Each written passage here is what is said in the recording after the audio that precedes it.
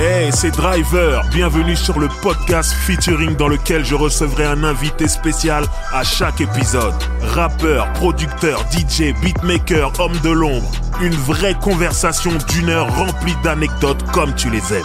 Et ça, je te le garantis. C'est clean. Featuring your favorite rapper's favorite podcast. Bienvenue dans l'émission Featuring.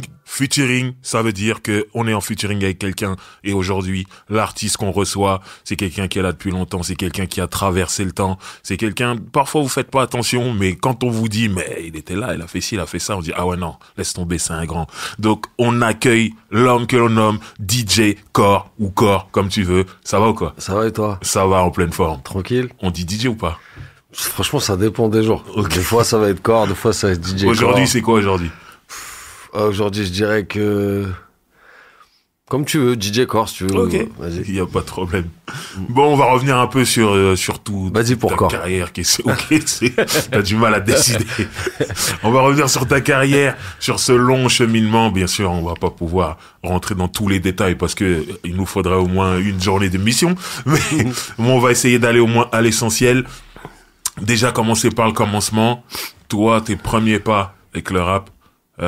Il y a beaucoup de gens là aujourd'hui, on reçoit un DJ et beatmaker, c'est toi, mais souvent les gens quand ils rentrent dans le hip-hop, souvent ils ont commencé par la danse ou par rapper, parce que c'est les trucs qui coûtent le moins cher. Donc j'ai besoin de savoir, est-ce que t'as déjà rappé? C'est-à-dire, au début, quand tu rentres dans le hip-hop, est-ce que t'étais rappeur ou danseur? Non, j'étais plus dans la danse, ouais. Ok, Ouais, tu vois. j'étais plus dans la danse. Moi, là-bas, j'habitais à Montreuil. Ok. Et le haut de Montreuil, en fait, il y avait une troupe de danse de ouf. Mhm. Mais c'était plus quand on était à la maison de quartier, en fait. Tu vois, Ok, ouais, je vois. donc j'ai appris comme ça. Mhm. Et après voilà, hein, c'est de là, je me suis intéressé un peu plus au truc. Ok. Et c'est comme ça que je suis rentré dans la musique. J'avais mes oncles aussi qui étaient à fond dans le son. Ok. Voilà.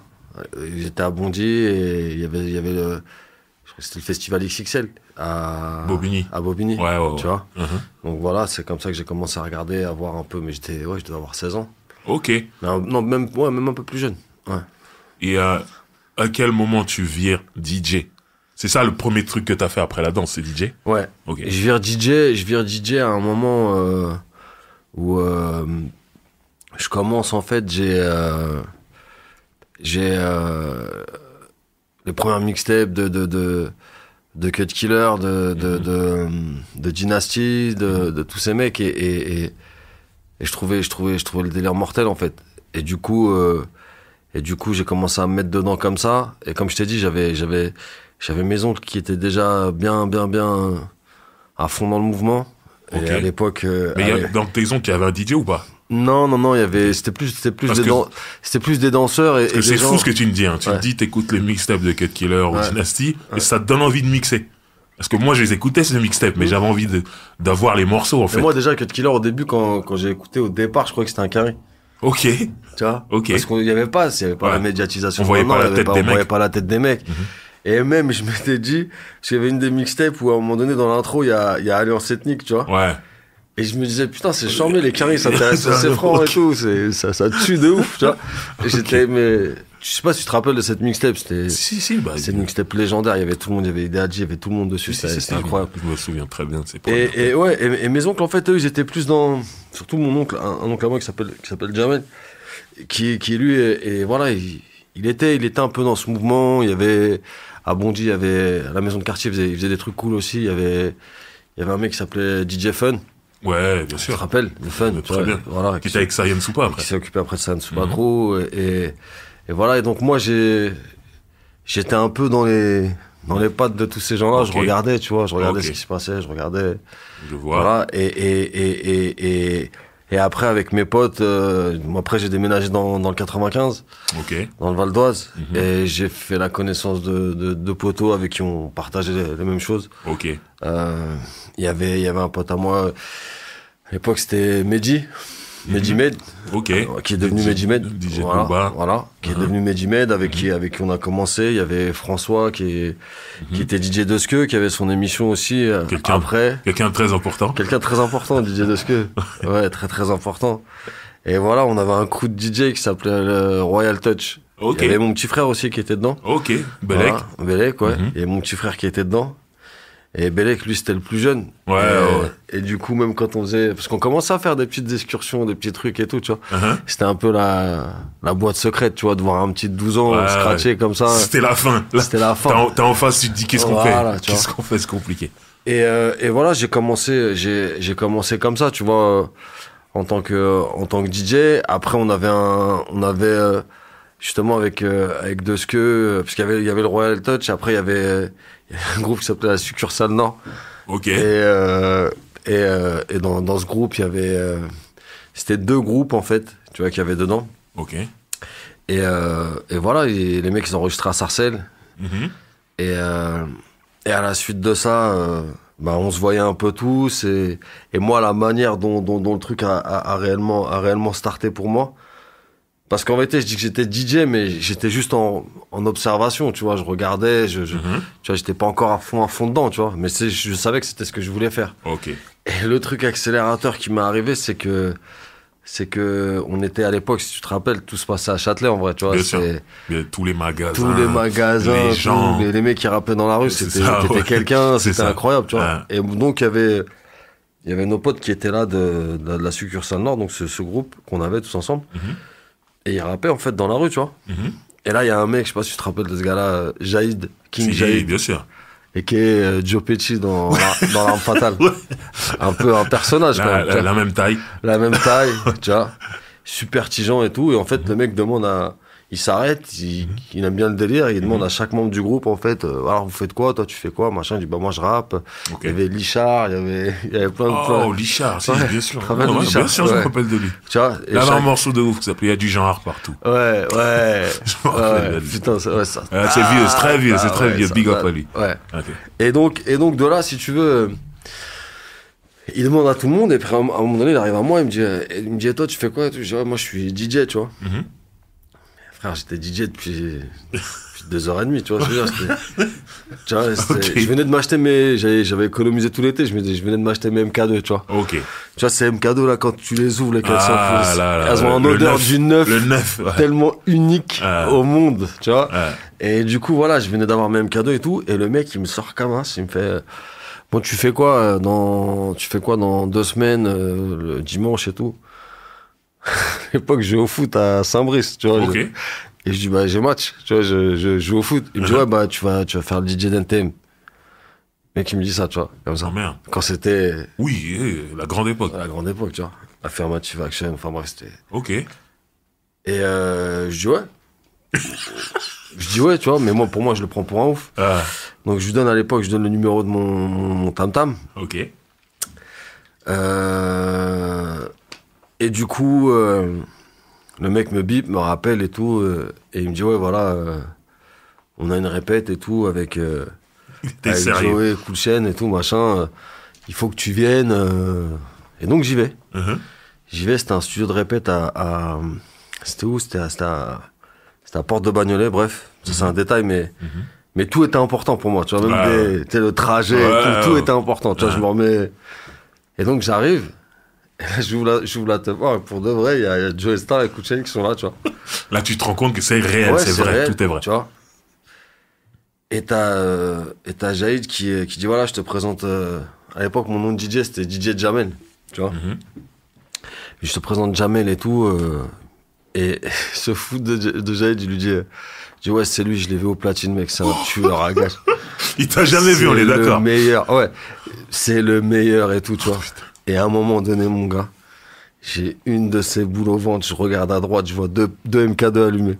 Et je me dis, s'il me demande de faire ne serait-ce qu'un scratch, je suis mort, tu vois. Ok. Et bref, et Joey il m'explique et tout, et il me dit, ouais, voilà, je t'explique, je produis un mec.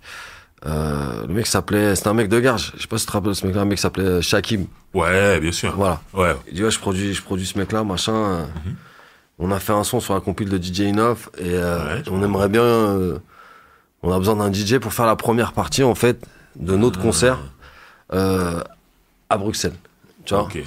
Et je me dis, vas-y, ok, mortel, bah, j'y vais, tu vois. Mhm.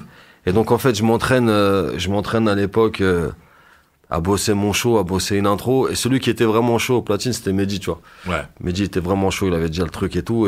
Mais là, quand tu dis, tu t'entraînes, Mehdi, tout ça, là, t'es rentré chez toi. Ouais. Mais le jour même où t'es avec NTM et Jaïd dans le studio de répétition, Ouais. on t'a pas demandé de te tester, on t'a pas demandé de faire quoi que ce soit au Ouais. platine. Toi, t'as eu de la chance. Ouais. Mais tu sais, des fois, la vie, mec, c'est destin. beaucoup de chance, hein, Le tu vois. destin, Après, faut ouais. saisir sa chance, t'as C'est capté. clair, c'est clair. Moi, je sais que j'étais beaucoup chanceux dans ma vie, franchement, tu vois. Au-delà ok. de Uh-huh. tout ce qu'on peut, Ok. tu vois, m'accréditer me créditer plutôt de trucs et tout, tu vois. Uh-huh. Je me dis, j'ai eu beaucoup de chance. Donc, du coup, tu rentres chez toi, tu sais que tu Mec, vas je faire rentre la chez première moi, partie d'NTM. tac. Maintenant, tu dois bosser. Là, je dois bosser. Et donc là, je prépare une intro, tu vois, avec Mehdi et tout. Uh-huh.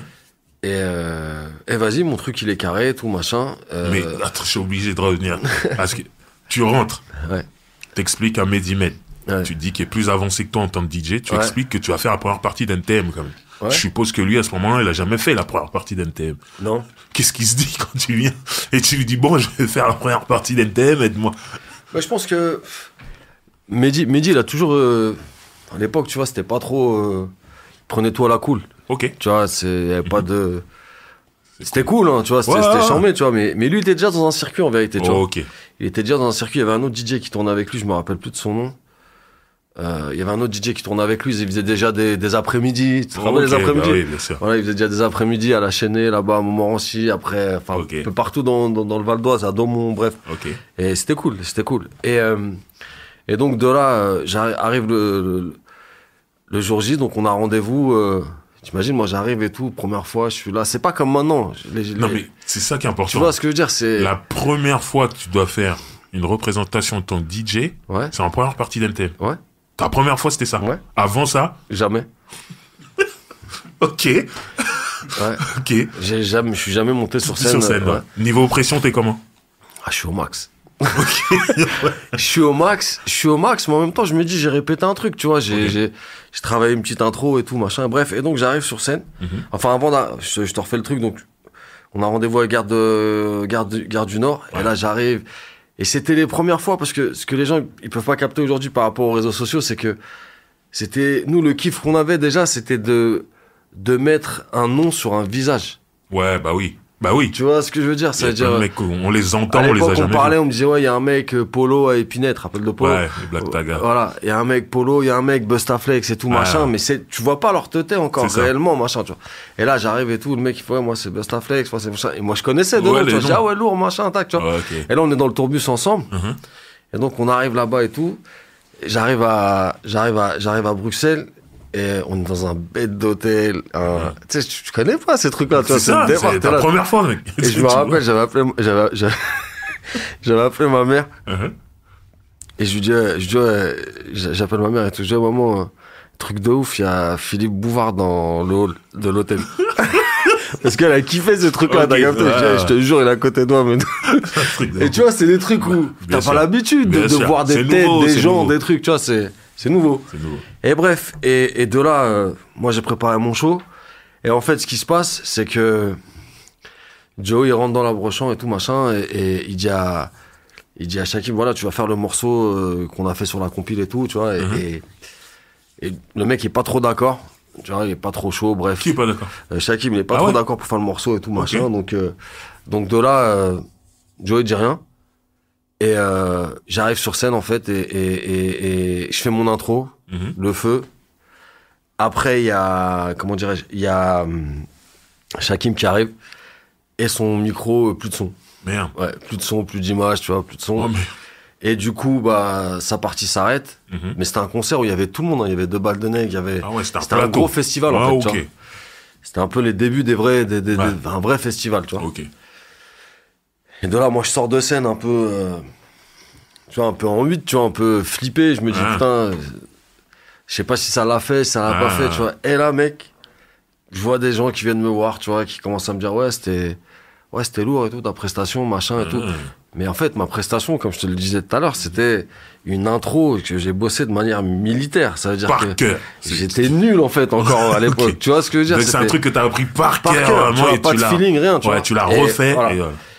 et Et de là, je fais la connaissance de gens et tout. Et de là, il y a Fab, en fait, qui est là. Ouais. Tu vois? Il y a Fab qui est là. Il y a plein d'autres gens qui me disent, ouais, c'était mortel et tout, machin. On commence à s'échanger les contacts et Ouais. tout. Les téléphones fixes. Ouais. Très fixe. Ouais. Et de là, en fait, je retourne sur Paname. Mhm. Et du coup, je commence je vais pas dire Paname parce qu'en vérité, nous, on était plus de banlieue, tu vois. Ouais. Et ce truc-là a fait que j'ai commencé à avoir un regard sur Paris et à arriver à Paris vraiment dans la capitale, tu C'est vois. ça. Et du coup, pendant une pige, en fait, je me suis enfermé Mhm. pour rattraper la réputation, tu vois, qu'on m'avait donnée c'est un tueur au platine et je suis devenu très, Ouais. très fort après. Fallait que tu le deviennes. Voilà, hein. tu vois, en un an, je suis devenu fort. Donc de là, Fab faisait des soirées Ouais. le mardi au Factory, si tu te rappelles Je bien. me rappelle. Voilà. Et moi, je faisais le warm-up en fait de Kutibi. Ok. Donc Kutibi pour ceux qui vont écouter, c'était un DJ qui faisait partie du Double H. Double H. Et c'était aussi un compositeur. C'était un des premiers mecs en fait qui était dans un format super futuriste, d'avoir déjà son studio d'enregistrement, sa structure. Mhm. Et puis en compositeur, pour moi, c'était un. C'est un tueur. Pour moi, c'était un peu le Scott Storch français, tu Je vois. suis d'accord avec Vraiment. Tu vois, il avait une touche R&B, une touche Peura. Et Ouais. il savait faire dans les deux, tu vois. Et il était vraiment dans la précision et la propreté, je trouve. Ce qu'il faisait, c'était clean de ouf. Précision propre. Il avait une oreille. Ah, Mais exactement. mon platine, il Ah. avait un touché au platine, en tant que DJ, c'était un tueur. Et Moi, je nous- dis il avait comme s'il Ah, nous il est a encore quittés. là, hein. Il est toujours là. Hein. Kutibi, il est toujours là. Voilà. Il est sous un autre blaze maintenant, C'est ça. mais il est là, il est là. Et c'est chaud. Et du coup, avec lui, on est devenu poteau. Et puis, franchement, il m'a pris sous son aile Mhm. Là, tu parles de qui? de Kutibi. Kutibi. Ok. Tu vois, à force de faire des soirées, en fait, il m'a invité à son studio. Ouais. Il m'a pris sous son aile et au fond du studio, parce que tu y allais Ouais, aussi, tu vois ouais. qu'on se voyait. Ouais. Et au fond du studio, il y avait encore une petite. L'arrière-salle du côté l'arrière-salle, official. tu vois, voilà. Et là-bas, Surprise. il m'avait autorisé, tu vois, À faire ton petit studio. mon petit studio. faire Et tes c'est comme ça que mixtapes, j'ai continué à faire mes mixtapes. C'est comme ça que j'ai appris. Et j'ai appris pour moi à côté du meilleur. Il m'a vraiment tout appris. Après, j'ai acheté mon premier sampler, Ok. une MPC 2000. Ok. Et à l'époque, il produisait Karine, la Ouais, chanteuse. bien sûr. Et il y avait un morceau avec FF. Ouais. C'était Laura Luciano et Don Chua. Ouais. Rien de nouveau sur le goudron Ouais, chaud. ouais. Je me rappelle. Et c'était Imhotep en fait qui avait fait la prod. Ok. Donc Imhotep était venu au studio, Imhotep le producteur D'Ayam. le compositeur d'Ayam. Et super cool, et c'est lui qui m'a appris à me servir de ma MPC. Ah. Donc c'est là où je te dis, tu vois, si tu reprends déjà la trajectoire de Toi, King t'es- Jaïd à Non, machin, mais tu vois, c'est beaucoup de chance en C'est-à-dire, fait. toi, dans le début de ta carrière, il y a déjà NTM et Ayam, en fait. Ouais, Déjà. ouais, C'est un truc de ouf, ouais, quoi. ouais, c'est ouf, tu vois, j'ai vraiment, j'ai vraiment eu beaucoup de chance en fait. Et Moi, la première fois que je te vois, c'est avant le studio de Kutibi. ok, Moi, je te vois avec la Secret Connection, moi. Je te vois avec Fab et toute Ouais. son équipe, en Ouais. fait. Et t'étais leur DJ à un moment, c'est ça? j'étais le DJ, ouais. J'étais Ok. le DJ, mais j'étais le DJ à un moment donné, je faisais DJ, j'ai fait le DJ pour la Scred. Mhm. J'étais le DJ de Lunatic. Pendant Ok. un moment. Mhm. Ça aussi, c'est encore une Ouais, autre. ouais, ouais. On va y venir, on va y venir. C'est On encore va y une venir. autre. Mais même moi, c'est dans ma tête, tu vois, c'est presque une thérapie le truc. Je sais même plus tout ce que. Non, mais c'est Même moi, important, tu remettre vois. les trucs chronologiquement, c'est difficile, tu vois, parce qu'il y a Mais eu tellement de choses. Après, peu importe si tu mets un truc avant ou après, Ouais. mais ce que je veux dire, c'est que là, on est à peine au début de l'émission. T'as déjà cité NTM, IAM, Secret Connection, Ouais. Fab, Ouais. Lunatic. Ouais. Ouais. C'est abusé quand même. Ouais, c'est ouf. Je te dis, je suis vraiment conscient d'un truc, moi, c'est que, tu vois, il faut le talent, mais je te jure que la chance, quand même, tu Ouais. vois, c'est Mais, réel, hein. comme on dit, ça se provoque. Ça se provoque. Faut mais- être au bon endroit au bon Ouais. moment et tout ça. Ouais. Tu vois, comme tu l'as dit tout à l'heure, ça se passe à Châtelet. Vous Ouais. êtes allé à Châtelet. Ouais, Châtelet, Ticaret, Tu vois, moi je connais plein de rappeurs de banlieue, ils restent dans leur cité, ils attendent que ça arrive. Ouais, À un ouais. moment, faut bouger. Ouais, Aujourd'hui, faut bouger. c'est plus Châtelet, ça doit être ailleurs, ou je sais Ouais. pas, ou sur C'est où, Internet. d'ailleurs, ou aujourd'hui, c'est- sur Internet, je pense. Ouais, ça. Mais tu vois, en tout cas, faut être conscient d'où ça se passe, y aller et faire du bruit pour être remarqué. Et ça, tu l'avais compris. Exactement. Et moi, si je te dis ça, c'est pas pour rien. Je me rappelle donc toute cette période-là, où t'es avec Secret Connection. Moi, tu l'as dit, t'as déménagé vers Daumont Ouais. ou à Daumont, c'est ça? À Daumont même. À Montsou. Montsou, ouais, bien sûr. Il y a une école là-bas. Ouais. De cassos, de Ouais. tous les mecs de chez nous qui partaient en vrille, ils allaient à l'école là-bas. En fait, le truc de ouf dans ce que tu dis, c'est vrai, parce que moi là-bas, j'habitais à Montreuil, Ouais. et je commençais à prendre une trajectoire un peu, tu vois, voilà, j'étais un peu, ça bougeait beaucoup, quoi, tu vois, j'étais dans une cité et tout, et en fait, mes darons, tu vois, ils se sont saignés pour qu'on habite cette petite bourgade Oui. paisible, En et cool. vrai, c'est une ville cool, En en réalité, vrai. c'était le ghetto. Mais l'école qu'il y a là-bas, là, ça non, c'est attirait trop. des gens, Ouais, c'était c'est pas les trop. bonnes personnes. Non, c'est trop. C'était incroyable. Donc voilà. Ouais. Et moi, c'était une période, j'étais un très grand mangeur. Tout ce qu'il fallait pas manger, c'est ce que je mangeais. Donc j'allais souvent me foutre en l'air au Quick de Saint-Brice. Ouais. Et un jour, je t'ai croisé là-bas. Ouais. Et je me rappelle, t'étais motivé. Moi, c'est ça qui m'a marqué. Parce que ce jour-là, t'es venu, tu m'as dit, ah, Driver, ça va, tu cherches pas un DJ? Ouais. Pour la scène, tout ça. J'avais déjà mon DJ, j'ai déjà mon DJ. Ok, tu cherches pas des instrus? Ouais, Alors, ouais. moi, je me suis dit, il fait tout. Il fait tout. Et voilà, t'étais vraiment comme ça. Et moi, on m'a raconté des anecdotes sur Pharrell. Il paraît que Pharrell, avant d'être connu, c'était ça. Il emmerdait tout le monde. Hey, tu cherches pas ça, non, Ah non. ouais. Et au final, pour moi, ça, c'est la marque des grands. Bon, faut avoir le talent. Si tu vas faire chier tout le monde, mais tes instrus sont nazes, ça sert à rien. Bien sûr. Mais voilà, pour moi, ça, c'est la marque du talent. C'est pas juste rester dans sa chambre. Non. Fallait aller vers les gens. Et je trouvais que t'avais ce truc-là, déjà. Ah, mais moi, j'étais. Et je respecte ça grave. Tous les studios de Paname, je faisais des. Tu vois, il y avait. Tu te rappelles de ce studio, le Black Door? Bien sûr. Voilà. Et tout le monde passait là-bas. Tout le monde passait là-bas. Les deux endroits où j'opérais, en fait, quand je dis j'opérais, c'était quoi? J'étais sur le trottoir d'en face, mec, tu vois. Oh, t'attendais. J'attendais. Qui est là aujourd'hui? J'avais mes mini-disques, j'avais mes Ok. trucs, et j'étais déter. Tu vois, et il y avait le Black Door, il y avait le studio Harrison. Oui, bien sûr. Tu vois, il y avait le studio Porte de Harrison, il y Pantin. avait Puy de Bacardi, tout le monde Ah, là-bas. secteur A, beaucoup secteur A. secteur A, et je venais les voir et tout. Je disais, moi, je fais des trucs et tout, machin, tac. Et bon, ils calculaient pas vraiment, tu vois, mais c'est pas grave, en fait, tu vois, c'était juste. Moi, je sais que j'étais déter, tu vois. Et on t'identifie, je te jure qu'on t'identifie. À force, ouais. Ah, à un moment, Et moi, putain, c'est il est le toujours relou. là. C'est le relou de- À un moment, t'écoutes. À un moment, tu te dis, bon, Ouais. qu'est-ce qu'il a? C'est pas possible. Ouais, Il est partout, je le vois partout, Ouais. qu'est-ce qu'il a? Donc ça, Ouais, c'est... ouais, mais ça a toujours été.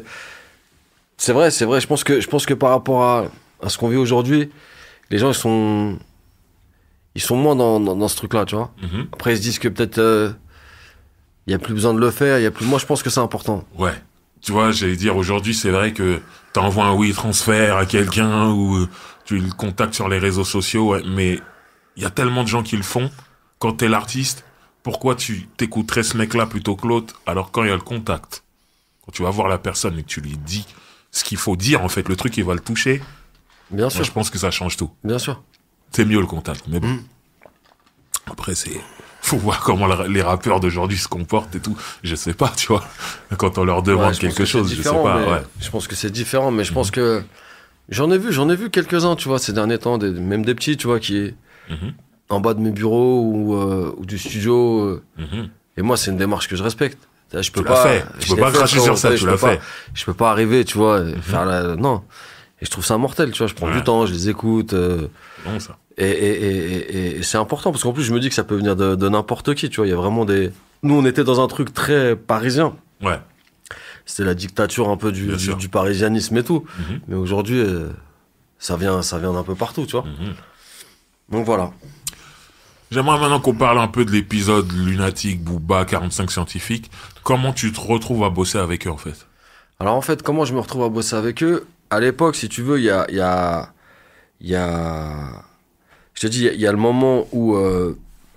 comment dirais-je? Il y a le moment où il y a la partie DJ, tu vois, devient importante chez moi, et la partie compositeur, compositeur aussi. Mhm.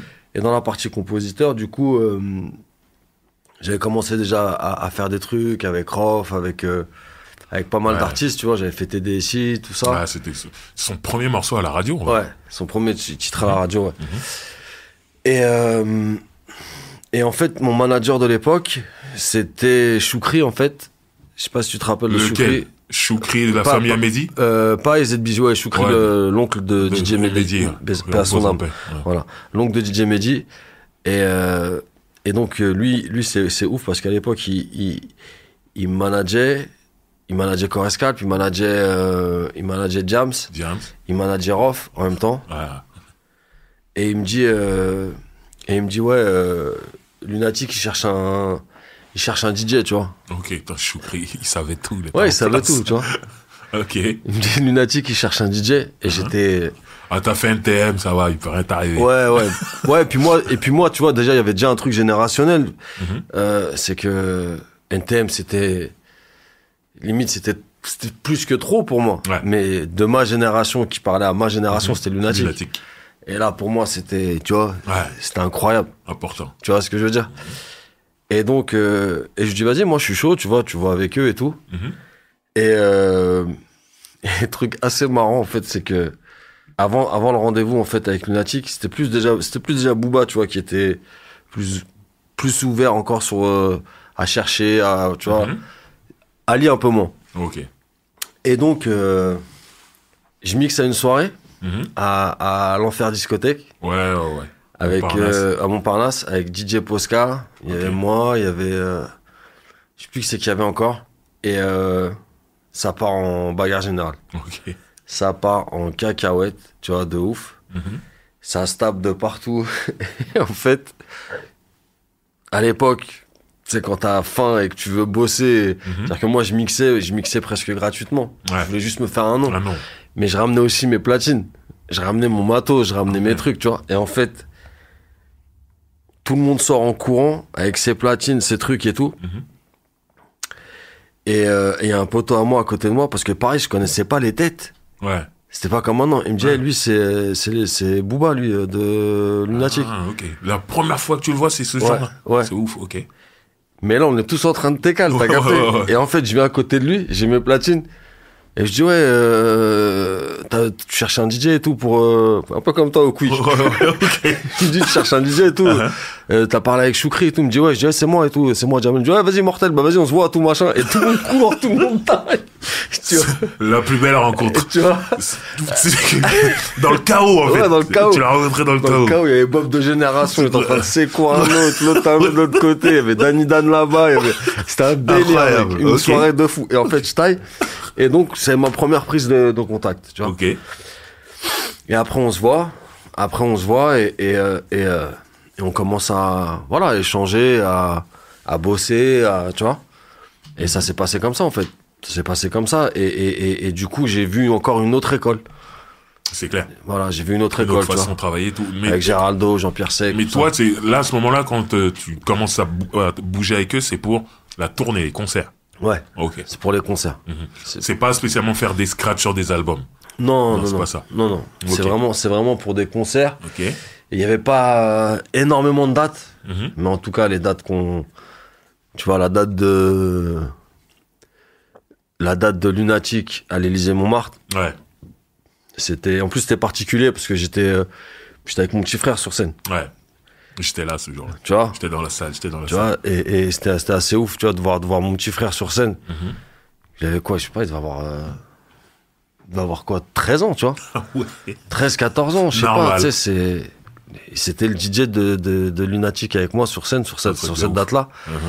Et quand on a balancé le Crimpé, je sais pas si tu te rappelles. C'était abusé. En fait, au moment de, tu vois, des charlets sur le... Parce qu'au début, ça commence... Des charlets, ouais.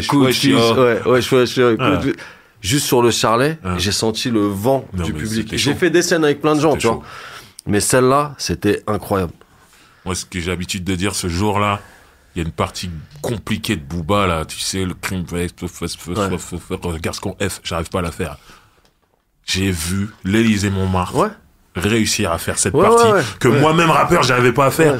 Tout le public, par cœur, normal, calé sur le son. C'est là j'ai dit, ok, les gens qui sont là ce soir, c'est des vrais fans. Non, c'était incroyable. C'était incroyable. C'est ouf.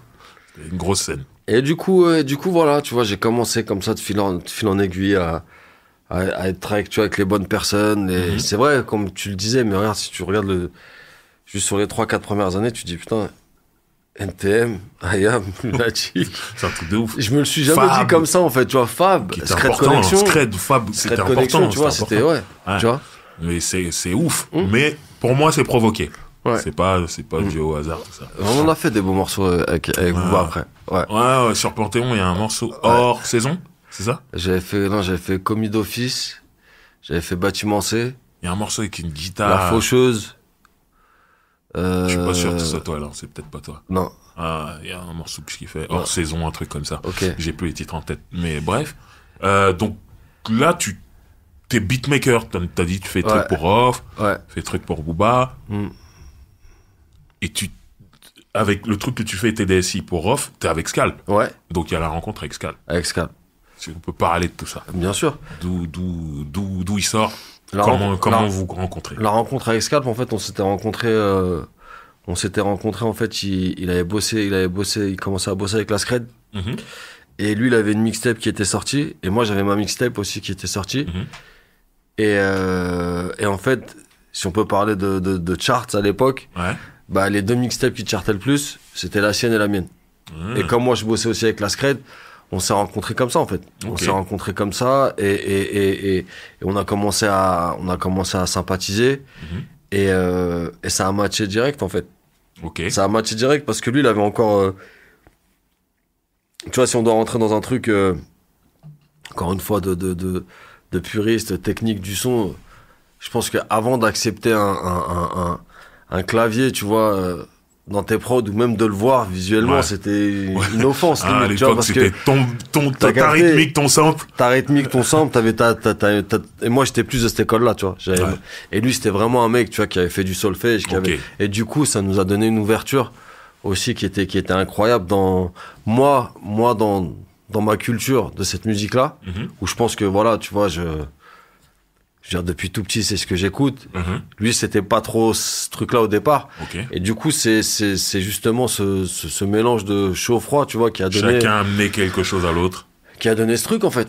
Qui a Ok. donné ce truc. Et en plus, ce qui s'était passé, c'est que en blueprint de ce qu'on voyait, Mhm. la chance qu'on a eu, nous, pour notre époque, et je pense qu'aujourd'hui, c'est pareil, tu vois, c'est plus ça, tu vois, c'est différent, mais il y avait, tu sais, des identités fortes de producteurs, tu vois. C'était, Ouais, nous, aux États-Unis, on avait un blueprint, c'était les Neptunes. bien sûr. Donc, en fait, il suffisait juste, si t'avais le talent, tu vois, de pouvoir retranscrire les idées que t'avais dans ta tête et de les mettre en musique, Mhm. mais en fait, t'avais juste ce truc-là à suivre. Ouais. Et à l'époque, je le disais à notre manager de l'époque, et à Scalp et tout, je leur disais, les gars, je pense que là, il y a un vrai truc à faire et qu'on a une vraie carte à jouer Mhm. du truc où tu passes du simple beatmaker, tu vois, Mhm. au vrai faiseur de hits, Mhm. au milieu quand même pour l'époque, et c'est une casse-tête que je leur fais, tu vois, au milieu de compositeurs de génie comme Yvan, Ouais. le Suisse, tu vois, Double pacte. tu vois, Stoffree, Ouais. Logilo, Ouais. tu vois, des mecs vraiment qui avaient, je pense qu'à cette époque-là, c'est très marrant parce qu'aujourd'hui, on a l'impression, tu sais, que les States et la France, tu vois, ou les States et le reste du monde, tu vois, ça s'est rapproché musicalement. Mais je pense qu'on n'a jamais été aussi près musicalement en termes de rendu coup pour coup, Ouais. de qualité à cette époque-là, plus Ouais. que maintenant, en fait. Ah. Je te parle dans la partie compositeur, Ouais, en ouais, tout cas, tu je suis vois. d'accord avec toi. Il y avait le gang du Lyonnais, tu vois, Super chaud. il y avait trop de mecs. C'est vrai. Il y avait trop Mais de moi, mecs. il y a un truc qui m'a marqué, et pour moi, ça a été un virage en France. Et je sais pas si c'était voulu, ou c'est marrant, tu cites Neptune, donc c'était peut-être voulu, mais je trouve que c'était la première fois que des beatmakers, ils se marketaient, entre guillemets. C'est-à-dire, il y avait quand même la marque produit par Coruscant. Ouais. Alors qu'avant, c'était le rappeur devant. Ouais. Pour savoir qui a fait le son, faut avoir le CD, regarder le livret, tout ça, mais on sait pas. On parle d'une époque, il n'y a pas de tag de producteur, tout ça, il n'y a pas. Donc, et vous avez commencé à mettre des morceaux à la radio. Et à la radio, on disait, voilà, c'est le nouveau Rof, produit par Core et Scalp. C'est le nouveau Willy Danzé, produit par Core et Scalp, et tout ça. Et vraiment, Core et Scalp, Core et Scalp, Core et Scalp. Et on a l'impression que c'était Il y a plein de gens devenu qui comme... croyaient que c'était un mec. Ouais, c'est vrai. Mais on a l'impression que c'était comme Neptune, produit Ouais. par Neptune, Ouais. Timbaland, Dr. Dre et tout ça. Ça, c'est des trucs, aux États-Unis, quand tu mets un nouvel artiste, il a un son de Timbaland ou Neptune ou Dre, les radios, elles y prêtent beaucoup plus attention. Ouais. Et j'ai l'impression que c'est ce qui se passait avec vos prods. Ouais. Et le point d'orgue, c'est quand Matt Pokora, il sort de son groupe Link Up, là. Il fait son solo. Tu sais comment est le milieu du rap. le mec qui sort d'un télécrochet, tout ça, non, on le regarde mal. Et son premier single, il passe sur Skyrock, qui est la radio nationale rap, et on dit Matt Pokora, produit par Corey Scalp. Et là, j'entends un gros beat à la Just Blaze, tout ça. Moi, je me disais, hein? J'étais choqué. Et tu vois, j'avais l'impression comment les animateurs de Skyrock disaient, c'était genre, ok, c'est Matt Pokora de Popstar, mais il est produit par Corey Scalp. Et c'était devenu un gage de qualité, en vrai. Ah ouais. Est-ce que ça, vous l'avez travaillé, ou c'est venu tout seul? Mais pire, il y a prescription maintenant, on va tous dire. Hein. Ok, On voilà, c'est ça que je veux. C'est ça qu'on veut. mais à l'époque, c'est une grande discussion justement avec Scalp et tout, qui me dit ouais machin, t'es sûr et tout machin. Et on le fait, mais si on met notre blaze, on machin. Je dis mais Là, en tu fait, parles de Matt Pokora, là. Ouais. Ouais. Et je lui dis mais en fait, je dis t'as pas compris. Je dis c'est comme ça en fait, c'est par des actions, ces actions-là, que on va passer du truc de simple beatmaker. Tu te rends compte que là, en fait, c'est la caution du truc, c'est nous, en fait. Moi, c'est comme ça Tu que vois, je l'entendais, en fait. Voilà, Vraiment. la caution du truc, c'est nous. Je dis, au final, faut faire des hits. Et en même temps que faire des hits, faut passer ce step. Sinon, on va rester dans ce truc, tu vois, entre producteurs, machin. Et on sait avec le temps comment certains sont devenus, tu vois, psychologiquement, mentalement. Parce que voilà, tu vois, c'est pas facile. Ouais. Et je lui dis, si on met pas notre blaze, ça n'a aucun sens. Parce que moi, je trouvais ça tellement marrant d'avoir en même temps ce morceau-là et en même temps le morceau le plus glacial dans l'album de Booba qui était Bâtiment C. Tu vois, et de se dire que c'était les mêmes personnes. Les mêmes gens qui ont fait... Ouais. Tu vois, et à chaque fois, de toute façon, ça a été... de toute façon, pour tous les partenaires avec qui j'ai travaillé, que ce soit en maison de disques, que ce soit artiste, soit tout le monde, ça a toujours été un truc de tu peux pas me mettre dans une seule playlist. Ouais. Tu vois, si on doit parler par rapport à ramener le truc par rapport à maintenant, tu peux pas me mettre dans une seule playlist. Moi voilà, j'ai toujours eu un côté éclectique, tu vois, dans ma manière de faire et ça a toujours été une envie pour moi, tu vois. Okay. C'est pas par dépit, ça a été une envie pour moi de changer, de m'amuser, d'aller chercher à chaque fois des trucs où on m'attendait pas. Et du coup, ce truc-là, ça a été un moment de notre carrière, tu vois, où et en plus, en vérité, ça a pas été pris, tu vois, parce que Non, ça... tu vois, le truc, il était là. Ouais. C'était tellement aux antipodes, en fait, de ce que nous, de notre public à nous, de ce qu'on faisait, que finalement, ça a touché d'autres gens. Ouais, non, mais tu sais, au début, quand le truc arrive, on se dit... Matt Pokora de Link Up, parce qu'aujourd'hui, on oublie Link Up. Hein, il a fait sa carrière, truc, on oublie de quoi il sortait, tu vois. Ouais. On se dit, ok, il est sur Skyrock, tu sais comment sont les rappeurs, ils ont toujours l'impression que Pokora, il leur prend une place dans la playlist de Skyrock et tout. Et après, on entend produit par Corey Scalp. Donc, les gens se disent, comment Corey Scalp, ils ont pu... Mais moi, la réalité, moi, après, je donne mon avis. C'est que le morceau Showbiz, il était super bien produit. Bah ouais. Et que, tu sais, je veux pas me manquer de respect à Matt Pokora. C'est pas une grande voix. Mais le plus important, quand t'es en studio, quand tu crées, c'est de faire la chanson pour ce qu'il a. Pour la voix qu'il a, pour ce qu'il peut faire. Et je trouve que vous avez réussi ça. Je donne un exemple aux États-Unis, Jennifer Lopez. C'est pas une grande chanteuse du tout. Et elle a plein de hits. Parce qu'à chaque fois, les mecs qui travaillaient dessus, ils ont fait la chanson qu'il fallait. Mais complètement. Et moi, j'ai trouvé ça. Ce jour-là, en Showbiz, j'ai trouvé ça. Et je me suis dit, ok, ils ont franchi encore un cap. Ouais. C'est là, moi c'est ça que j'ai respecté. Ouais, en fait. et aujourd'hui, tu vois, dans cette manière de faire, parce qu'on n'a pas amené que ça dans le bouleversement, tu vois, de ce truc de producteur et de statut de compositeur en France, c'est que finalement, pour ce travail-là, aujourd'hui, tu as des morceaux où quand tu prends un mec, tu vois, qui n'a rien à voir avec cet écosystème-là, ou un mec qui sort d'un autre délire, tu vois, par exemple Matt Pokora, tu vois, avant même sur les crédits, entre guillemets, des morceaux, pour arriver à une chanson comme ça, ils sont 15. Ouais. Tu vois, nous, on vrai. était en mode homemade, on était deux. Tu vois, on était deux. Ok. Et on avait l'industrie devant nous, tu vois, à nous dire, tout le game, à nous dire, quand je parle pas du rap français, là, je te parle de tout le game en mode, bon. Parce que c'est un autre combat aussi de l'autre côté, tu Bien vois. sûr. Il y a le combat des tiens, entre guillemets, Ouais. tu vois. Et puis t'as le combat de l'autre côté où les mecs, ils ont l'habitude d'aller chercher des gens établis, des trucs, des machins. Je me suis dit, même pour les générations à venir, il faut qu'on bouleverse les codes. Et justement, cette période-là, vous placez énormément à droite, à gauche. Ouais. Est-ce que, du coup, on vous appelle C'est pas comme au début où toi, t'allais démarcher les gens. À ce moment-là, vous avez du succès et vous marketez votre nom. On sait que c'est produit par Corps et Scalp, on sait qu'il y a énormément de tubes. On commence à vous appeler directement des artistes, des maisons de disques, on vous appelle. Ouais. C'est quoi la demande la plus folle en termes artistiques ou quoi que vous ayez reçu? C'est une bonne question, ça. La demande la plus folle. Un truc où vous vous êtes dit, non, ça c'est trop, ou alors ça va être difficile, mais on relève le défi, quoi. Que ce soit un artiste ou une direction artistique. Bah, il y a eu tellement de trucs, tu vois. Il y a eu il y a eu tellement de trucs. Mais en vrai, on était déjà dans... Ça veut dire que c'était tellement bien ficelé, en fait, que même quand on avait fait ce truc de Mad Pokora, ça voulait pas dire, en fait, que c'était... Le signal qu'on envoyait, en fait, c'est que c'était pas une offrande au showbiz, et s'il vous plaît, maintenant on est là. Au contraire, non, tu vois.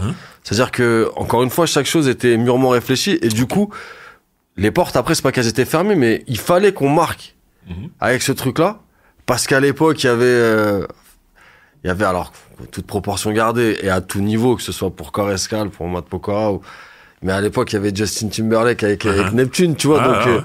Tu vois, il y avait un binôme avec un mec, tu vois, un blanc tatoué, machin, qui chantait de ouf, tu vois, avec des morceaux de fou. Mais bon, on mimait un peu tout le cheminement. Voilà, le cheminement. Mais après, si tu veux, on gardait une distance. Okay. Même avec les gens du biz, avec le showbiz, avec tout ça, tu vois, on gardait une distance. Mais on avait des demandes. On avait des demandes. Et déjà, le truc, c'est qu'à l'époque, moi, on signe en édition à l'époque chez Sony. Ouais. Et à l'époque, Sony Édition était dans le même building que tous les labels de Sony. Ouais. Et je me rappelle, j'étais avec Scalp, on était sur le trottoir d'en face, et je regardais le building, et je dis à Scalp, je t'explique, ici, là, faut qu'ils entendent parler de nous à tous les étages, mec. Tu vois, faut qu'ils comprennent que ici, on va pas rigoler. Tu vois ce que je veux dire? Et on a commencé, il y avait Small, il y avait Columbia, il y avait Epic, il y avait tellement de labels, il y avait Up Music, tu vois. Il y avait tellement de labels, et puis il y avait des trucs de ouf. Il y avait 113 qui venait de blow up, mon gars, c'était incroyable. Et 113 justement après qui me demandait, bah tu vois, après il y a ça aussi, tu vois, dans des cas de figure, c'est que même quand t'as un blaze, même quand t'as... Des fois, il y a l'empreinte d'un compositeur ou d'un beatmaker qui est tellement forte que même toi, tu vois, à l'époque, en l'occurrence, c'était pour centrer, c'était DJ Mehdi, tu vois, à son âme, où je voyais pas, moi, ce que je pouvais ramener de plus, tu vois, là-dedans, où j'aurais pu te dire Pone aussi, pareil, tu vois.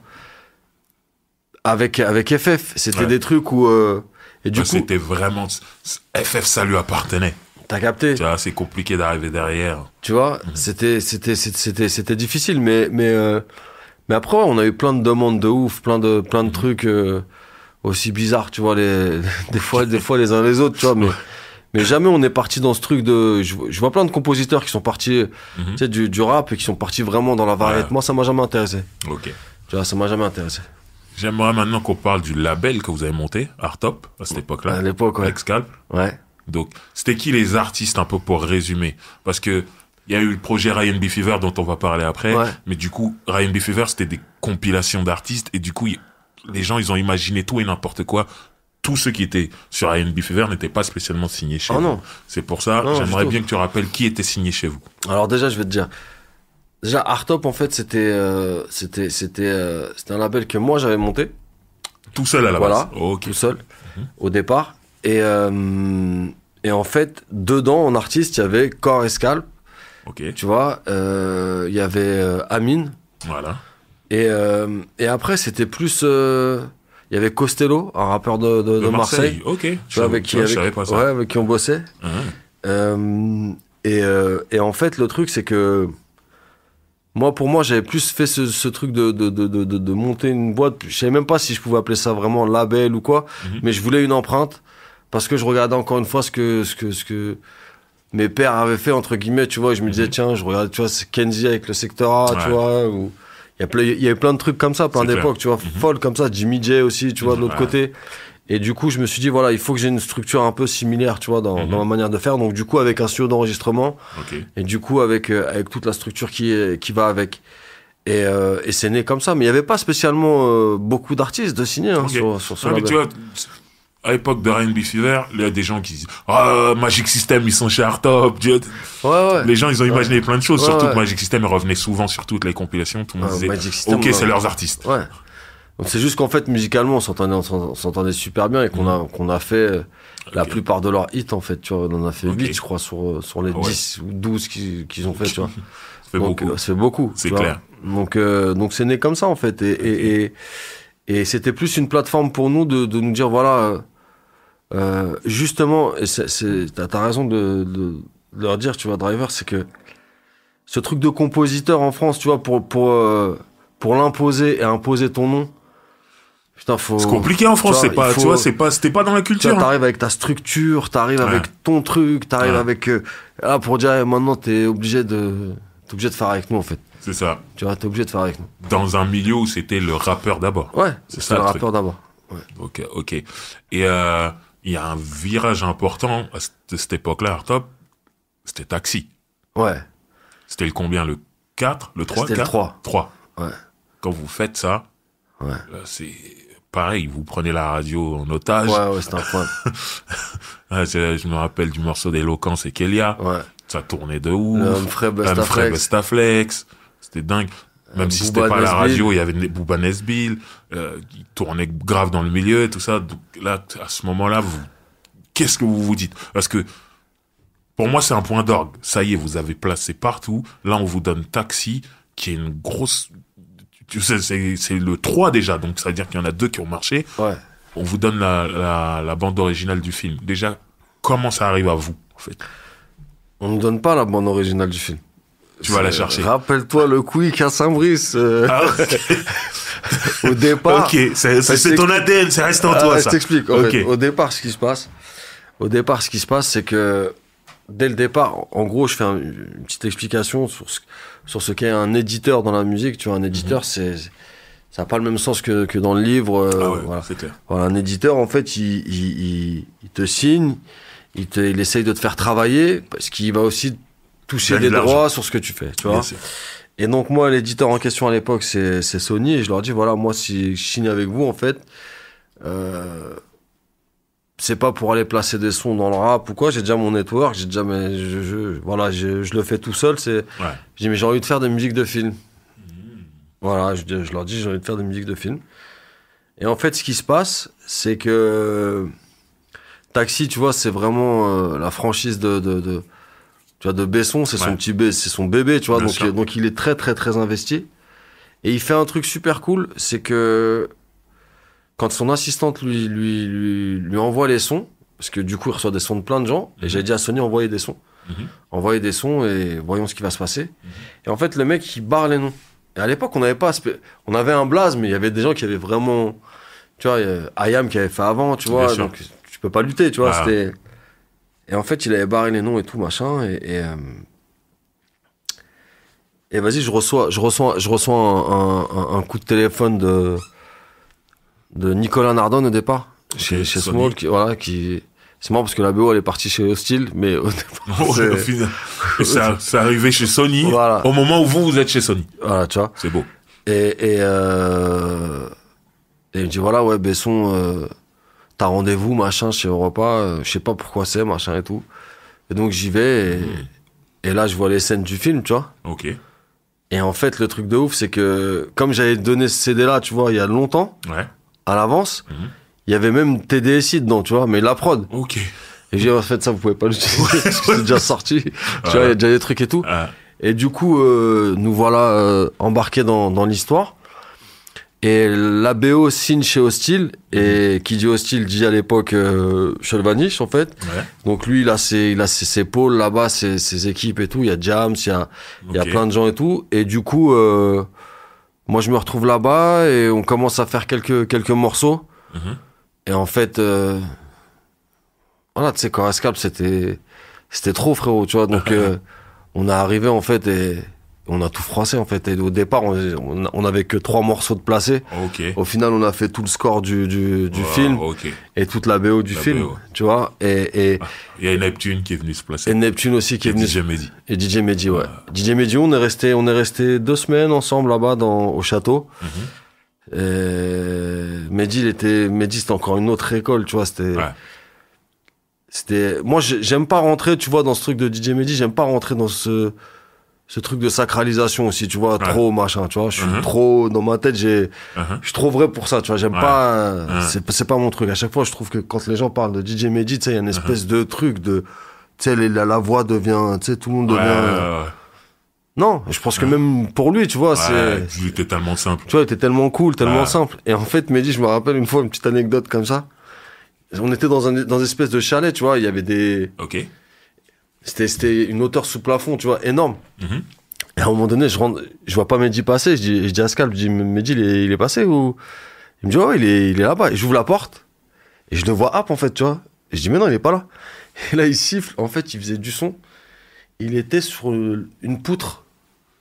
La poutre, en fait, il était sur la poutre. Ouais, comme ça, il méditait, tu vois. Il était dans son... truc de ouf. Et je trouvais ça charmé, tu vois, parce que c'était une autre école. Il allait chercher voilà. l'inspiration. Voilà, c'était juste une petite... Voilà, et du coup, on a fait Taxi. Et Taxi, pourquoi pour nous c'était important?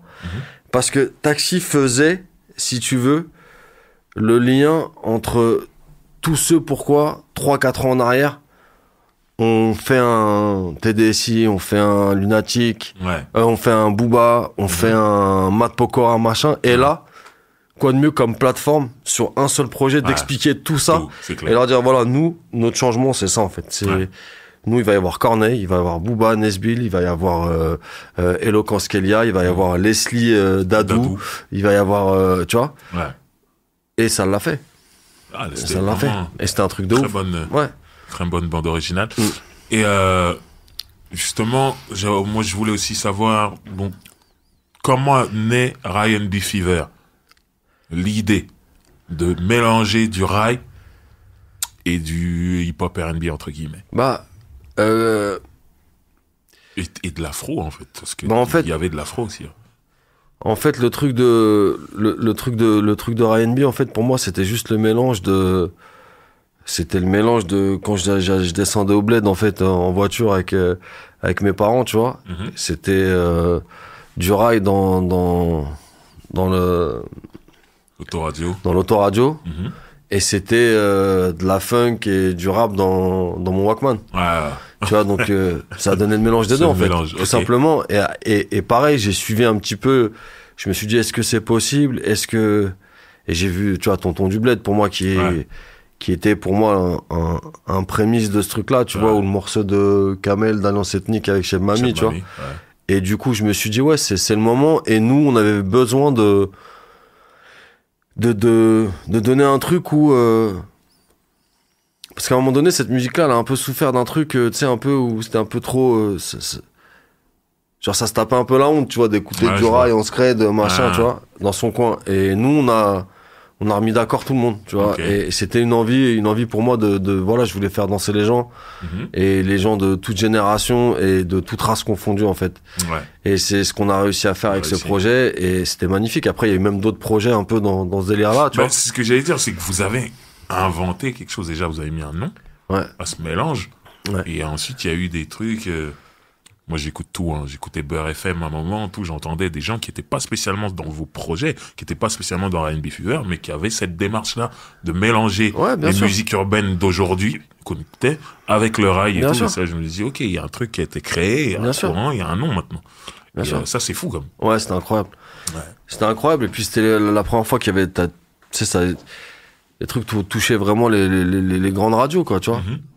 Que ce soit Énergie, Skyrock, c'était assez ouf. Et du coup, pour moi, le succès de ce truc venait avant tout tu vois, à l'époque en magasin, c'était, en général, cette musique-là, dans les rayons, elle était en World.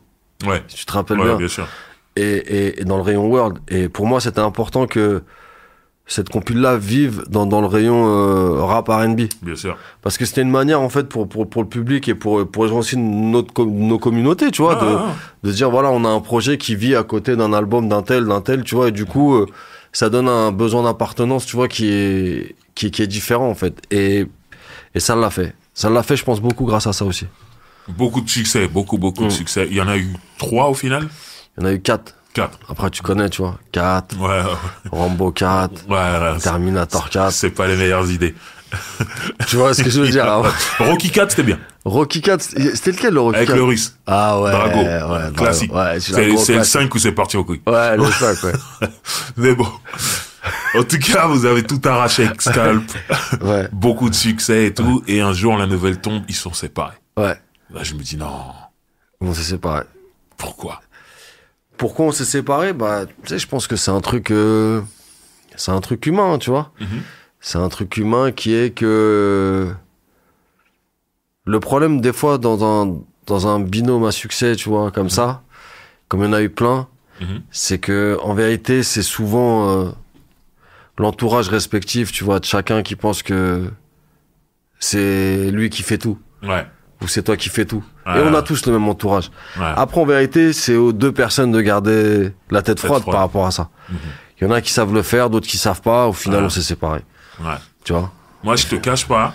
Je me dis à ce moment-là, c'est fini, ça va être compliqué. Pour moi, Ouais. comme pour l'un et pour l'autre, je me dis c'est fini. Ouais. C'est ce que je me dis. Ouais. Mais Cora a trouvé un autre moyen de revenir. Le jab du droit. Déjà, t'es revenu avec ton frère Belek. Ouais. Ce truc en famille, vous avez fait des R&B Fever ensemble. Ouais, on avait fait le 2 ensemble. Ouais. Voilà. Le 2 et le 3 même, je crois. Voilà. Donc déjà, je me dis, et ça a pris, ça a marché, je me dis, je suis vivant. Cora est toujours là. Toujours là. Ok, y a pas de problème. Scalp, j'ai vu, il a fait ses trucs de son côté aussi, avec du succès et tout. Là. Déjà, je me dis, ok, je me suis trompé, les mecs ont réussi à faire leur truc. Et il y a ce truc, on sait aussi que t'es marié avec Leslie. Ouais. Voilà. Toujours. Donc moi, il y a ce truc, je me dis, mais Cora, mais sa famille, quoi. Il y a son frère, il y a sa femme, tout ça, et ça fonctionne, ça se passait bien. Ouais. Et tout. Toi, ça te faisait pas peur, parce que souvent on dit, bosser en famille, c'est compliqué, tout ça. Franchement, il y a eu des avantages comme des inconvénients, en vérité, tu vois. Parce qu'encore une fois, des fois, le travail en famille, tu vois, surtout dans l'immatériel. Parce que ce qu'on fait, c'est ça, tu vois, c'est pas un truc, Que tu peux toucher. je sais pas, c'est pas une pâtisserie depuis 1830, tu vois, t'es en famille. Ça va. C'est pas pareil, Chacun tu vois. a son Et poste. dans ce milieu-là, voilà, je pense que il y a eu du bon comme du moins bon là-dedans, tu vois. Et au final, bah après, on a tous voulu, tu vois, faire chacun nos trucs aussi, tu vois, c'était important. Et Artop, ça représentait ça représentait cette ère-là, tu vois. Et c'était important à un moment donné que ça s'arrête pour encore aller chercher d'autres énergies, d'autres trucs, quoi. Bah, pareil, justement, tu parles d'Artop, ça s'arrête. À un moment avec Belek, il prend son chemin à lui. Cette fois-ci, je me dis, bon là, Cor, ça va être compliqué. Il a eu sa deuxième vie, mais bon, 2 vies, c'est beaucoup dans la musique. C'est énorme. Beaucoup n'ont pas cette deuxième vie. Je me dis, ça va être compliqué. Et surtout, la musique, le rap est en train de changer totalement. Et beaucoup de gens de notre génération, je me mets dedans, qui n'ont pas compris, qui n'ont pas réussi à suivre en fait le virage que prenait le rap, parce qu'ils aimaient pas ou parce qu'ils comprenaient pas. Et je me disais, encore, il va appartenir à cette population dans le milieu qui ne va pas comprendre et tout. Et boum, je vois que tu bosses avec Lacrim et SCH, qui rentrent dans ce nouveau rap en vérité. Et c'est super bien fait, et c'est surtout avec succès. Je me dis, Cor, 3e vie. Je dis les mecs comment il fait. Donc, comment ça se passe, ta rencontre avec Lacrim et SCH, je sais pas c'est lequel le premier, il me semble c'est Lacrim d'abord. Oh, voilà. C'est comment la rencontre avec Lacrim? Bah moi en fait, au moment où justement on arrête les R&B, on arrête un petit peu tout ça, et au moment où même un peu avant, tu vois, même la période Cor et Scalp, tu vois, quand ça split, y a plein de trucs, tu vois, que pour l'époque, c'est important des fois on garde beaucoup de choses pour soi, parce que moi, je suis quelqu'un d'assez discret dans ma vie et tout, mais il y a des trucs, tu vois, perso, qu'à l'époque, j'avais très, très mal vécu. Ok. Tu vois, très, très mal vécu, tu vois, dans le split des choses et comment, tu vois, certaines personnes, tu vois, pouvaient avoir une darkness, tu vois, de fou, à vouloir, tu sais, te descendre et à vouloir, j'étais pas habitué, moi, à ça, en fait. Tu vois, T'es quelqu'un de rancunier ou pas? Pas quelqu'un de rancunier. Je suis pas quelqu'un de rancunier, mais j'oublie pas. Ok. Tu vois, j'oublie pas. Et la seule différence aujourd'hui, pour moi, c'est que je trouve plus ma force dans ma créativité, elle est plus dans la dualité, en fait. Ok. Tu vois, j'ai plus besoin de ça. Ok. Et tant mieux. Mais pendant longtemps, ça a été ça. Ok. Parce que je me disais, c'est trop, en fait, tu vois, je sais ce que j'ai vécu, je sais ce qui s'est passé, je sais tout, tu vois. Et au final, le karma aussi, tu vois, parce que on voit le truc, comme tu le dis, tu sais, une vie, 2 vies, 3 vies. En vérité, c'est juste que il y a plein de trucs et il y a plein de périodes, tu vois, même au nom de l'argent, où j'ai pas foncé tête baissée, tu vois, parce que au moment de l'après Ryan B, tout ça, moi, ce que je fais, c'est que je pars aux États-Unis. Parce que vraiment, j'en ai marre, tu vois. J'en ai marre, et puis surtout parce que je fais un Ryan B, en fait, à Bercy. Ouais. Et je fais un concert à Bercy, sold out, avec un plateau de 30 artistes que je produis tout seul. Même si c'est Bercy, tu connais le business driver. C'est pas avec ça que tu vas. C'est clair. Je l'ai pas fait pour l'oseille, en fait. En gros, ce que je t'explique, je l'ai fait pour la culture. Vu le monde qu'il y avait en plus, c'est difficile de. Je l'ai fait pour la culture et je l'ai fait pour me dire, voilà, on a réussi un truc, et passer l'adrénaline du samedi soir. Tu vois, où tu te dis, voilà, c'est un truc de ouf. Le dimanche matin, je m'attendais, tu vois, à ce que les médias reprennent un peu, même des médias généralistes, parce qu'il s'était passé un truc. Et rien. Ils ont pas calculé. Ils ont pas calculé, et du coup, le mardi ou le mercredi, j'étais déjà aux États-Unis, tu vois. Je suis parti aux US, parce que voilà, j'en avais marre, et j'achète le deuxième album de Wale, qui est son premier chez Maybach Music. Et, moi, je suis un ancien, je lis les crédits, et là, je vois Core sur un morceau. Je suis allé sur Twitter, j'ai dit, Core, il a fait le truc de Wale. J'étais comme un ouf. J'étais comme un ouf, tu vois ce que je veux dire. Et ce que tu dis sur Ryan Beat Fever, je me rendais compte pareil que ça a pas été repris, ça a pas été relaté en France, que t'avais bossé sur un album produit par Rick Ross, de Wale, tu vois. Pour moi, c'était un truc de ouf. Quand moi, je vais sur Twitter le mettre, tout ça, je m'attendais à ce que tout le monde... Et je me rendais compte que les gens, ils calculaient pas. Tout ça. En fait, tu sais, par rapport à ce que tu dis, si j'avais envie que les gens le calculent vraiment, ils l'auraient calculé. Parce que comme tu l'as dit, tu vois, au début de ma carrière, j'étais très dans le market, dans le truc et tout. Après, quand tu prends 2-3 coups, tu vois, 2-3 trucs, t'as juste envie de... T'as plus envie spécialement que les gens, parce que tu vois ce que ça renvoie. Et quand t'es quelqu'un, tu vois, qui aime pas trop ça, en fait, tu te dis, vas-y, ça fait des salades, ça fait des histoires. Et pour moi, ce que je faisais aux États-Unis, d'ailleurs, encore maintenant, tu vois, parce que j'aime bien donner cet exemple à chaque fois où je dis, c'est un peu le principe de Retour vers le futur, tu vois, avec les deux Marty McFly, il faut jamais qu'ils se rencontrent, en fait. C'est ça. Celui tu vois, ce que je fais en France, c'est ce que je fais en France. Ce que je fais là-bas, c'est ce que je fais là-bas. Et cette période-là, pour moi, elle était super importante, tu vois, pour me ressourcer. Rester aux États-Unis, donc j'avais commencé à placer, tu vois, avec Wale, Kid Cudi, et puis vraiment, c'est parti vite, tu vois. Tu connais les States, tu vois, ça va vite après, tu vois, la concurrence, elle est tellement féroce que du coup, arrive ce truc, je commence à m'installer un peu plus ou moins là-bas, je kiffe. Ma femme tombe enceinte. Et du coup, on vient en France parce qu'elle va accoucher en France.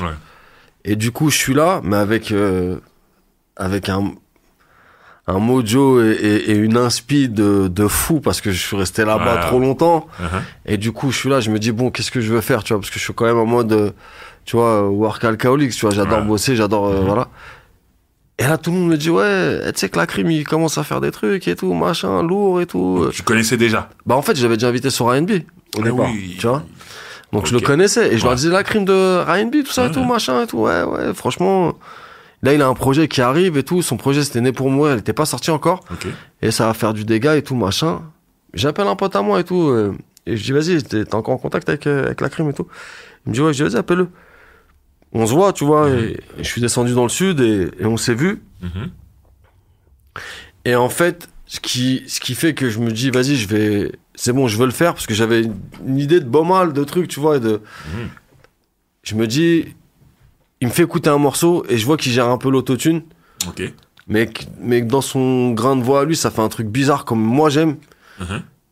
Et je lui dis, vas-y, viens, il me dit, moi, je suis super chaud pour bosser avec toi, pour qu'on fasse des trucs et tout. Et on fait ce classique, on fait Corleone, en fait. Ok. Et là, C'est dans cet album-là qu'il y a Je suis qu'un thug. ouais. Quel morceau. Moi, c'est mon morceau de sa carrière. C'est de la vérité. Moi, c'était mon morceau de ouf. Vraiment. Ça tue. Ok. Donc, succès. Succès, ouais. SCH, comment tu le rencontres? SCH, à la base, c'est la crime. C'est ça. Voilà. C'est lui qui te l'a ramené. Voilà, c'est lui qui le connaît, c'est lui qui me le ramène. Mhm. Et là, je tombe sur un mec, tu vois, en studio, où je me dis, waouh. Tu vois, Mais surtout, ça n'a rien à voir avec ça la n'a crème. rien à voir avec la crime, mais le mec est trop chaud, en fait. Et pour moi, c'est pas évident, en fait, de le signer en se disant, je vais en faire un succès. Ouais.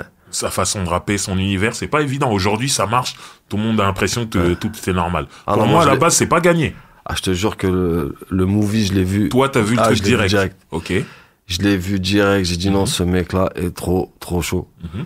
Faut qu'on fasse des trucs ensemble et voilà. Et du coup, on fait Ripro, on fait un morceau. Le morceau s'appelle 635. Mhm. Je le vois en studio, je vois que le mec bosse, tu vois que la crime, c'est le moment où il est en cavale, il est un peu à droite Ouais. à gauche. Mhm. Et du coup, je me retrouve avec SCH en studio et après, l'intelligence, je pense aussi sur ce projet-là, tu vois, c'est que je me dis, il a un truc tellement ouf, tu vois, et tellement bizarre, Mhm. tu vois, que je peux pas supporter moi tout seul le poids de la création, tu vois, sur un Ok. truc comme ça, parce que il me faut d'autres trucs. Il avait déjà une bonne base qu'il avait bossé avec Gulti, Mhm. avec Katrina Squad. Mhm.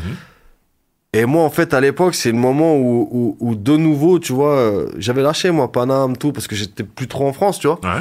Et du coup, je redécouvre un peu Paname et Jérémy, tu vois, Jérémy Châtelain, Ouais.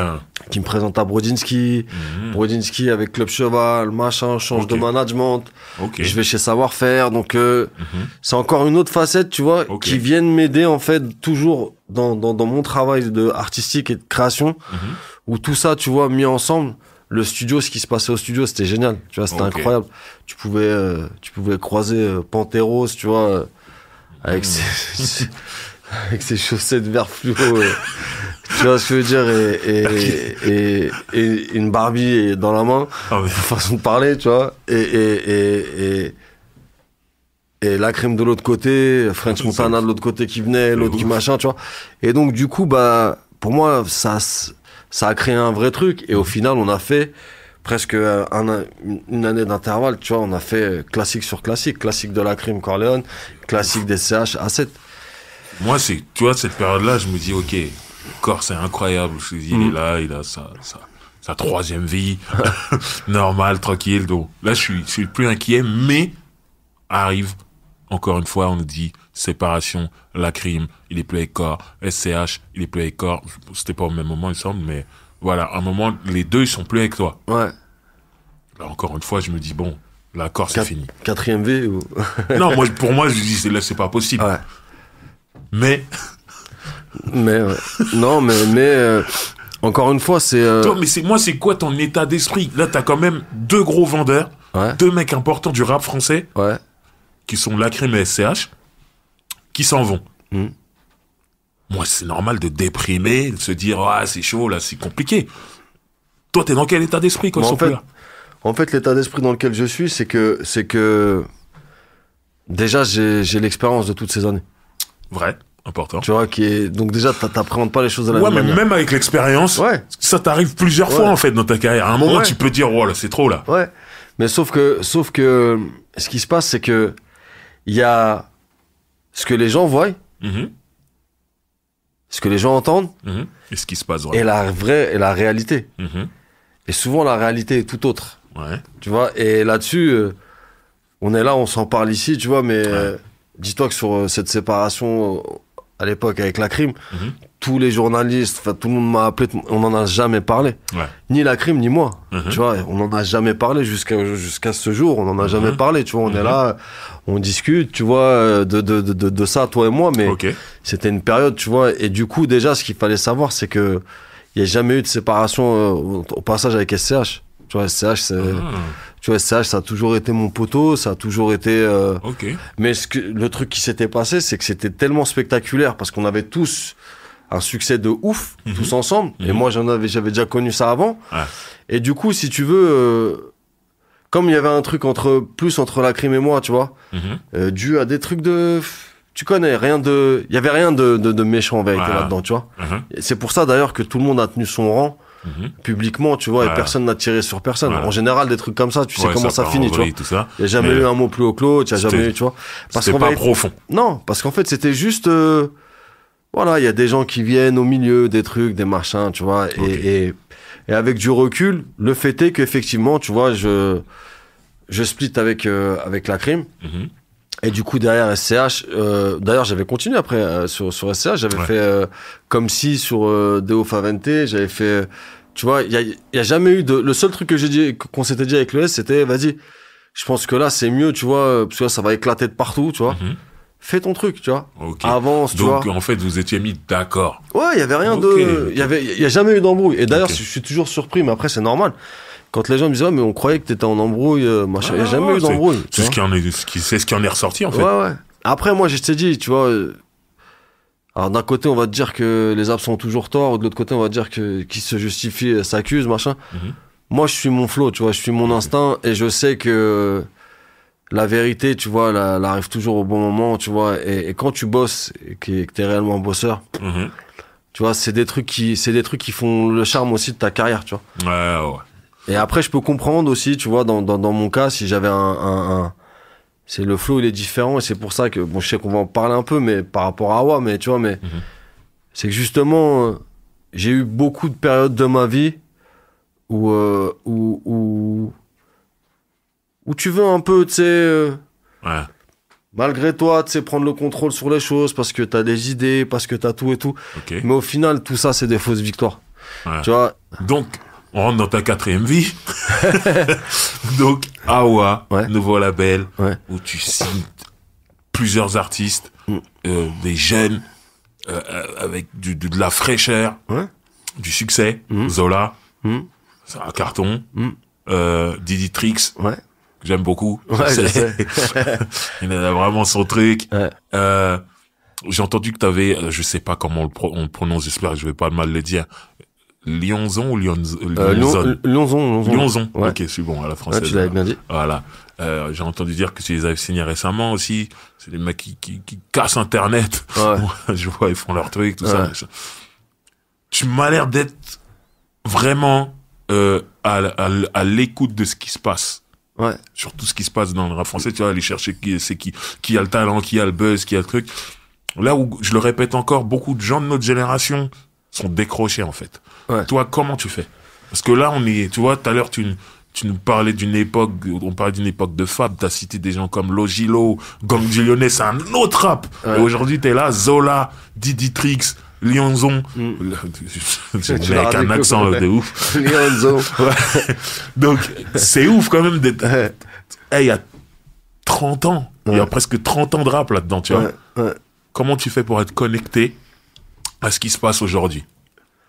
Comment je fais pour être connecté? Bah, en fait, c'est, pour moi, c'est pas en fait, c'est pas une galère, tu vois, d'écouter du son.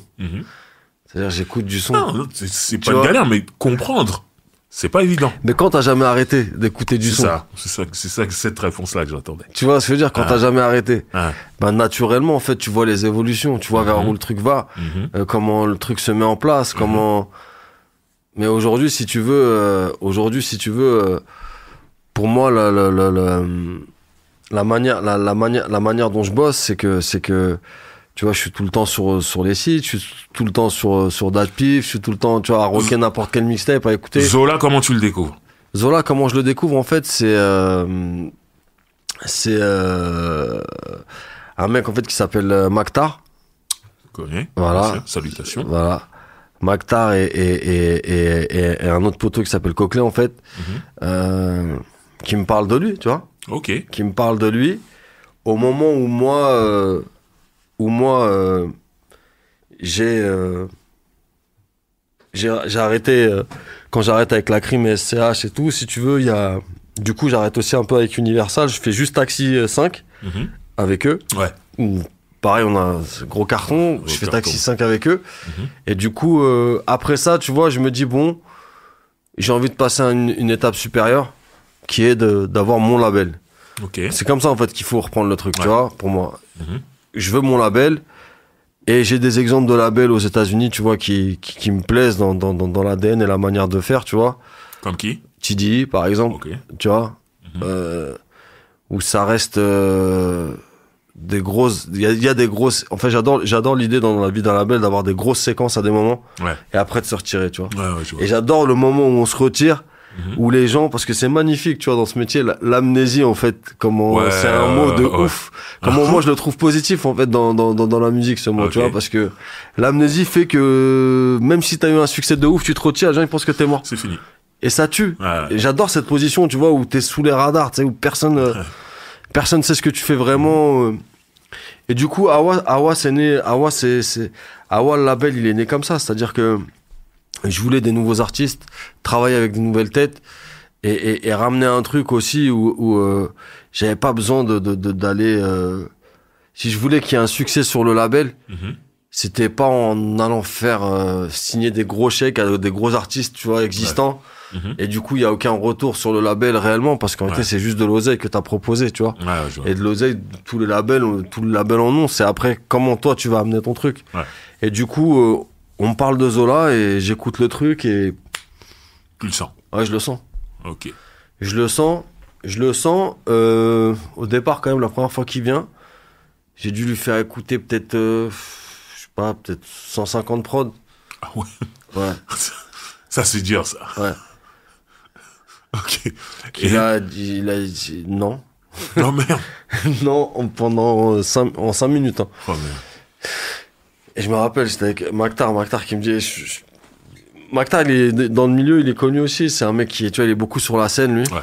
Il est beaucoup sur la scène. Et Maktar, il vient me voir un peu... tu sais, en Orient, tu vois, il me fait...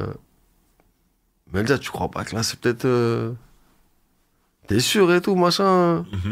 Mais en rigolant, tu vois. J'ai revenez demain. Et je leur dis, revenez demain.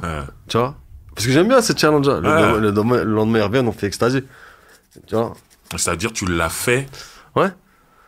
entre ces Ouais. deux journées, quoi. Ouais. Parce Ok. que j'ai besoin de sentir l'énergie du mec. Ouais. C'est pour ça que j'ai toujours du mal, tu vois. Et ça, c'est plus aussi pour les petits compositeurs qui vont écouter ce podcast.